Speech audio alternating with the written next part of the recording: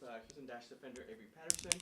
I'll go ahead and kick things off. If you have any questions for Avery, please use the raise my hand option. Avery, we'll just start with opening remarks following today's match here against Angel City.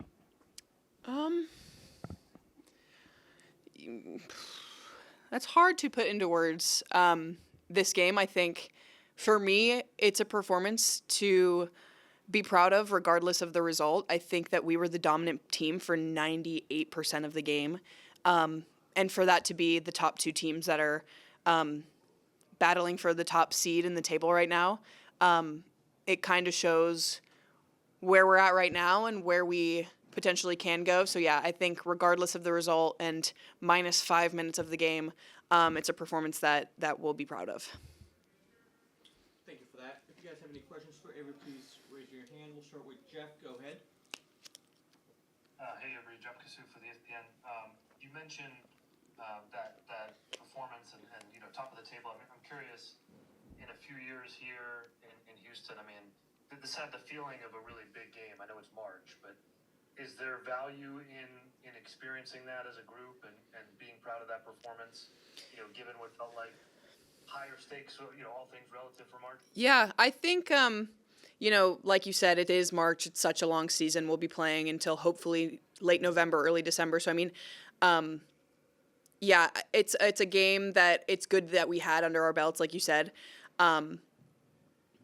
Again, it is so early in the season. So, grateful to experience that now, like you said, but it's just it's a tough pill to swallow, honestly. I've played in a lot of soccer games and not many where I can say that it was decided by 5 minutes. So definitely a learning moment for me and not something that I've experienced beyond my 3 years in the NWSL. So, yeah, it's just tough. What in those 5 minutes, those couple goals, just what did you see? What do you think was the breakdown or the reasoning there? Yeah, I don't even think that I would say complacency. I think it was a lot of series of unfortunate events. And it's just, sometimes that's the beautiful game. You never know what you're going to get. And it wasn't like it was a lapse of judgment. It was just, one unfortunate event after the other for 5 consecutive minutes. And it's not like, we went down after that. I'm actually super proud of how we responded. And I think that if you look at the stat sheet, if a game was decided on the stats, we would have won. So, from what I saw, it was just not unlucky, but again, just unfortunate for us, and not something that we're going to be basing this performance off of. Thanks. Righty, up next we'll go with Diego. Diego, go ahead. Hi, Avery. Hi, Diego. So, I noticed especially throughout the second half after the 2 goals, you were very easily able to really lift yourself up and continue to motivate yourself throughout the game. I also noted that throughout the rookies, it seemed almost, even with fatigue, they were still fighting and pushing. Yeah. Can you talk a little bit about, first 3 games, the identity that this team has been building? Yeah, that's a super softball question for me, actually, because I think I have nothing but awesome remarks to give the rookies. Huge hats off to the performances that they put together. Linda, Kat, and Leah, they're going to be superstars in this league. And the fact that we have all 3 and, Kate Fosse's coming back. So, all 4 of them on one team is such a huge deal for me and for the entire club. So, yeah, I also think it's a testament to our culture off the field and what we're building here in Houston. They're super bought in, and our entire team is super bought in. So, yeah, the fact that that was our response says a lot about who we are as a group off the field as well. You took some especially long-range efforts that weren't able to make contact with the back of the net, but it seemed like you kept shooting. Yeah. As a player, what kind of gives you the motivation and confidence to keep letting those shots go despite the outcome of whether it goes in or not? Yeah. I think that it's a whole next play mentality. It's something that you develop from, the age of 4 years old when you're toddling around with a soccer ball and you miss and you start scream crying and, all of what your coach says is, you have to have a goldfish memory to be an athlete.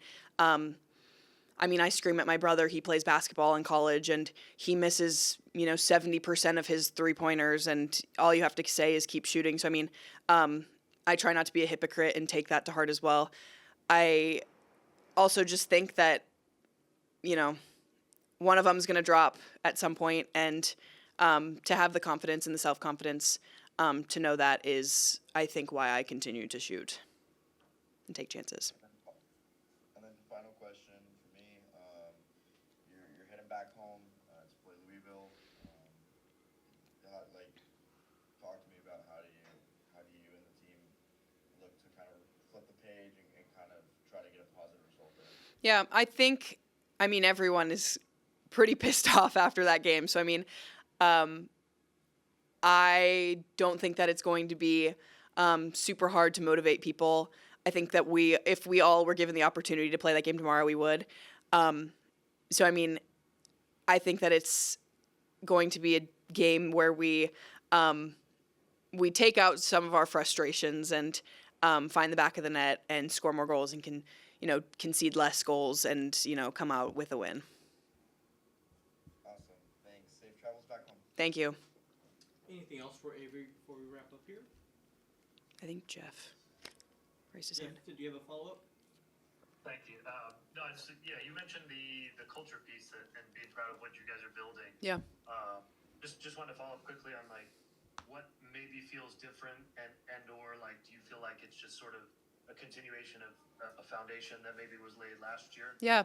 No, for sure. I think I've mentioned this a couple times in a variety of my interviews, but Fabrice, huge hats off to him. He came in last year, first time head coach, and I think it's always something where it's going to take a second to have buy-in from the girls. I think we've seen so much turnover here in Houston that it's almost like a skeptical thing where we're not sure if this guy's with us for the long haul or if it's going to be another turnaround, a year turnaround. So the first 6 months it was him instilling the belief that he had in us, and I think the 6 months after the NWSL break in the summer of last year was us believing in him too, and us trusting that he was going to take us to where we wanted to go as a club, and that's been continued through into this year. And it's we have leadership club now, and we have people that are just bought into this team. We have a significant increase in our auxiliary staff. So it's really like a holistic approach to building this club into something that other people would want to be a part of. So it's something that I'm proud of, and it's something that I think all of our players here are proud of as well.